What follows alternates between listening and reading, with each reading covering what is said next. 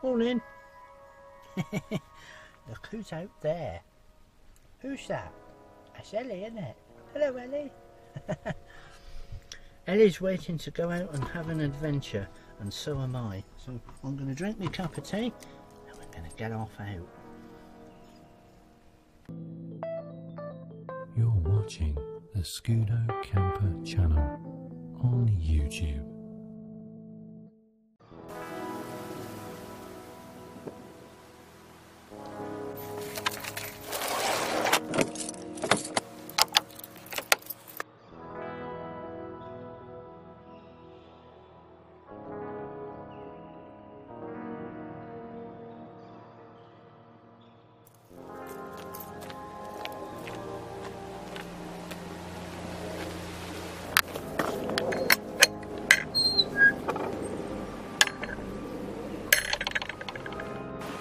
I don't know if you guys can hear or not. It's pretty windy, so we'll go with it.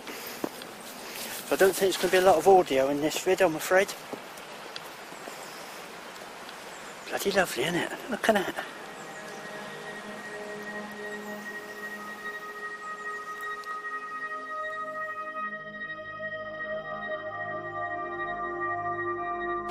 The aim of this vid was to go out to an old bomb testing site which used to belong to the MOD. I believe they sold it a few years back. I've noticed a few things have changed since. As to whether you can get access, I don't know, because it was all fenced off. But I've noticed a lot of it's changed a fair bit since it was sold.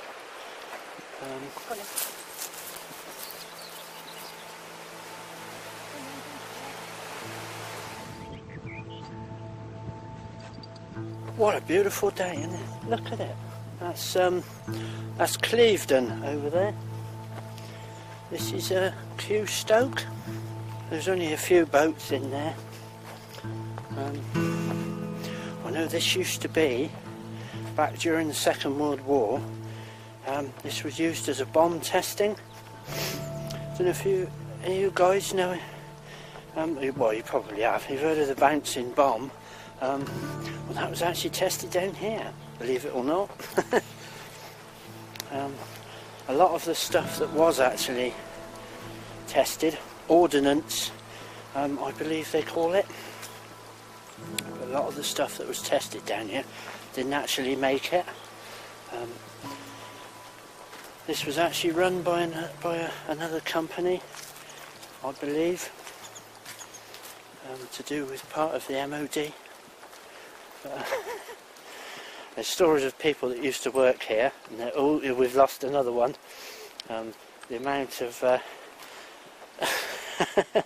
live bombshells that have been found on the beaches around here. There we are. That's the place.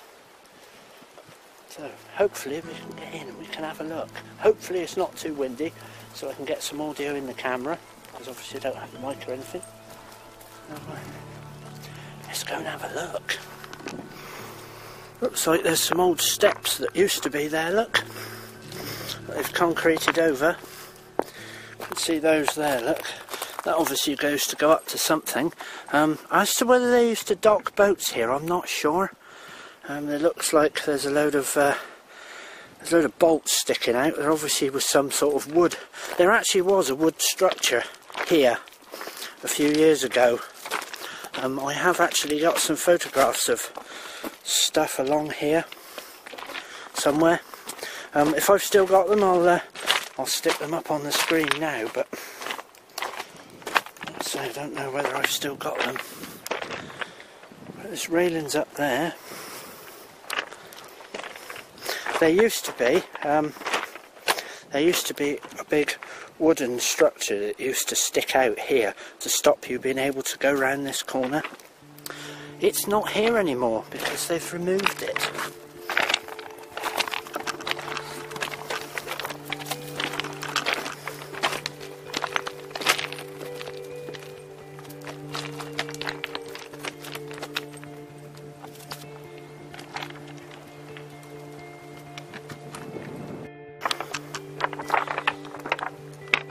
actually wasn't any way in round there.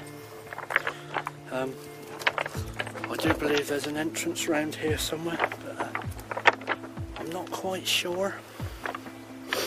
So we're just walking around the beach a little bit as to, not to say as to whether we can get in. I don't know. Come this way.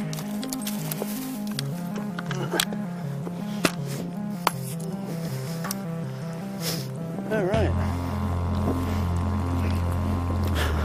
We're in.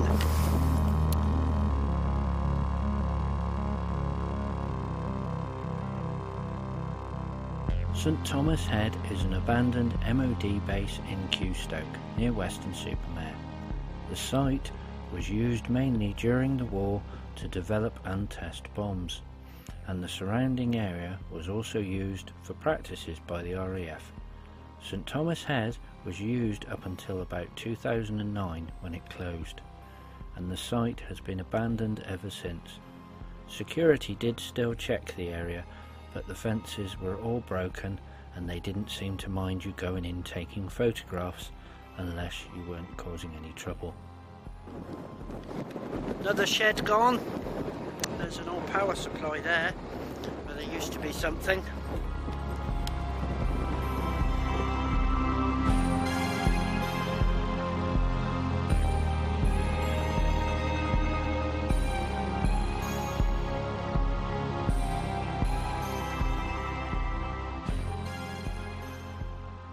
The site had two Nissen huts that acted like workrooms.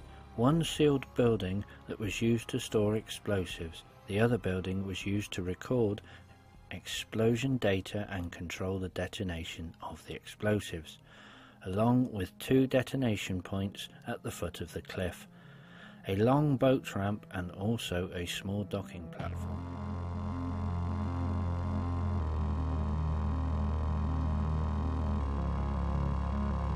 Also on site were about 5 porta cabins, including the site office, washdown huts and a mess room and others. These porta cabins were taken away in late 2014 due to extensive vandalism. As of 2017, the site is now gone, but it's still interesting to learn about what went on there when it was in use. The site lost its license to dispose of bombs in 2005, as in about 2002-2003 they lost a pallet of bombs that were powerful enough to each blow up a tank. The lost bombs were reported lost a few hours after they had been swept away, which is why they were never found due to the strong currents in the Bristol Channel. The loss of the site's license to dispose of any more bombs was presumably what led to its closure, as that seemed to be the primary use of it after the bomb testing had finished from the war. St Thomas Head is positioned at the end of Sand Point overlooking Woodspring Bay. Within the bay are 2 sunken ships that were used for practices during the war, and they can still be seen at low tide. The main building on site that was used to log the test data overlooks the Bristol Channel and had a brilliant view over to Wales. It also housed controls and presumably recording equipment for the security cameras and controls for the street lighting. It seems local rumours of the underground facility that are not true. This rumour has been circulated for years, as the building was used to store the explosives is kept inside a second row of fencing and covered heavily with CCTV. The building backs into a hill, and this is what people believed was the entrance to the underground area. It turns out that the building is actually backed into the hill to prevent any debris from a potential explosion flying towards the main building on site and possibly injuring any staff.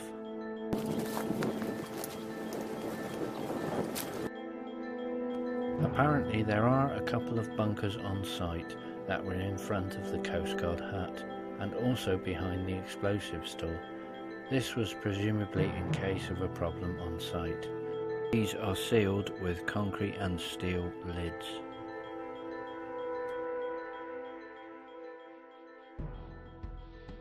I don't think this was knocked down very long ago at all. Come on, pop up this way. Like I say, I can remember being up on the hill over there and looking through those behind that fence, and this was all still here.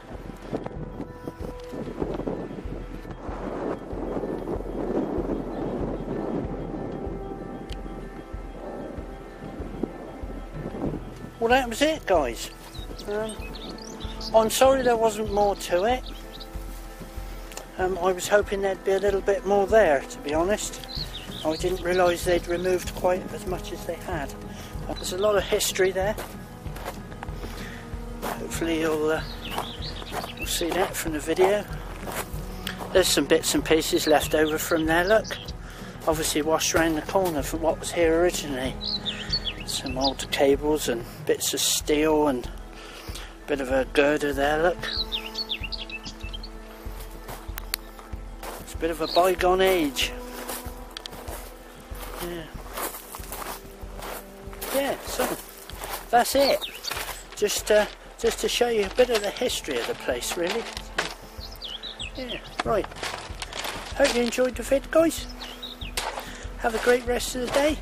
Love and light to everybody, and I'll see you in the next adventure.